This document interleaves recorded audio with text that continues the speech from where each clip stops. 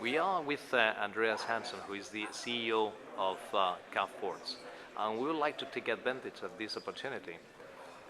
First, to know a little bit more about what Cabforce is doing, actually, which is the problem that they are solving and how they have decided to solve it. Yes, thank you. So one of the trends in travel that we have heard about here is that focus rentals is the door-to-door travel. But there's one piece missing, which is the ground transportation. What we provide is pre-purchase transportation that you purchase in advance in relation to the other travel products. So when you buy a flight, hotel, you can fill the gaps with pre-priced taxis and private cars. And so what you have done is to apply technology to create somehow a marketplace in which you simplify that process for your clients.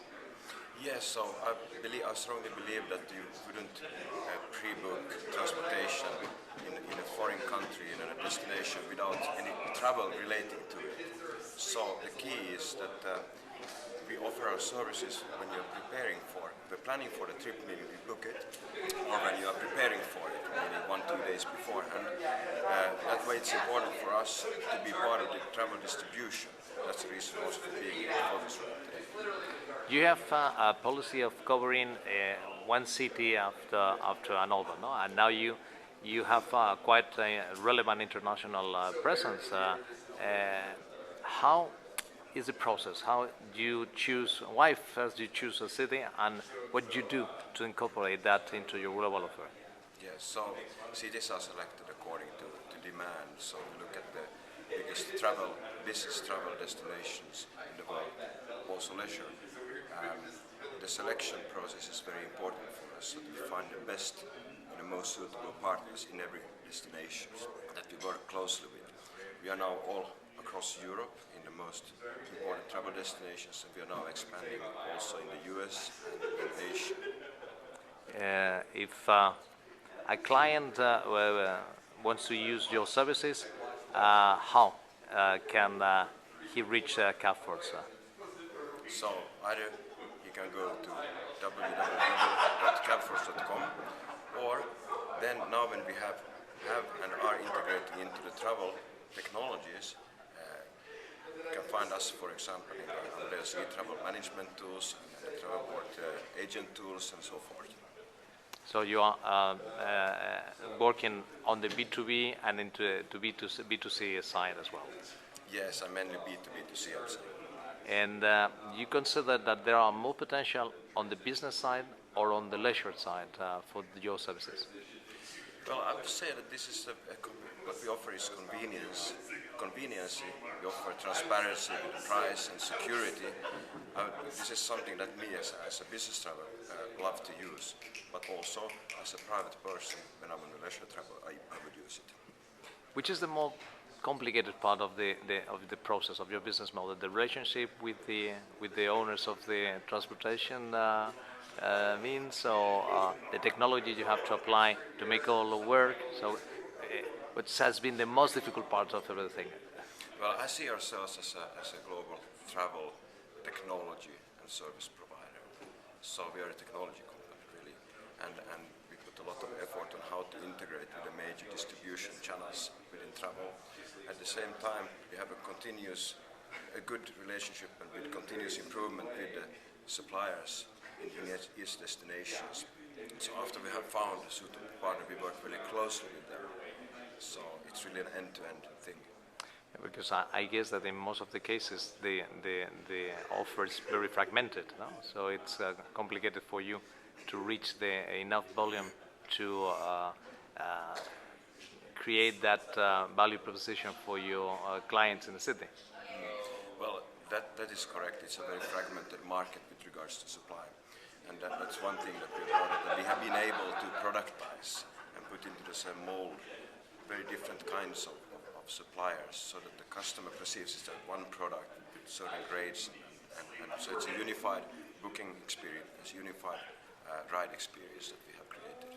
We have seen in the last 2 years, especially last one, how large wholesalers specialize in exclusively or mainly in hotels. Even we can consider them as bed banks like Hotel Beds or GTA are beginning to move into the activities side of the business and acquiring DMCs and even acquiring ground transportation companies. Do you think that in the future these companies could decide to move into your space as well, or you see yourself as a solution to be integrated into the global offer? I see ourselves as a vertical. We bring in something, one piece that has been missing, and these that you mentioned will be able now to offer door-to-door services, but also be able to earn some ancillary revenues from what we are offering. In this new vertical, which would be the main competitors globally, apart from you? Well, I mean, transportation services exist pretty much everywhere, and there's also some consolidation that has done in the market. But looking at the technology side, not talking about on-demand services, which is quite crowded, we are in a pre-booked space and pre-priced space that is less crowded. And what's your opinion about the movement of Google Ventures investing so heavily into Uber? Well, I think that's a very interesting company. They have a very good experience. I've used them several times as an on-demand service. It's really good. It's a digitalization, I think, of when you need a taxi now here, and that we are in a different space, really. But I think it's very interesting how that will disrupt the traditional taxi market. You specialize more on the individual or small parties business instead of groups, I guess, or you cover everything?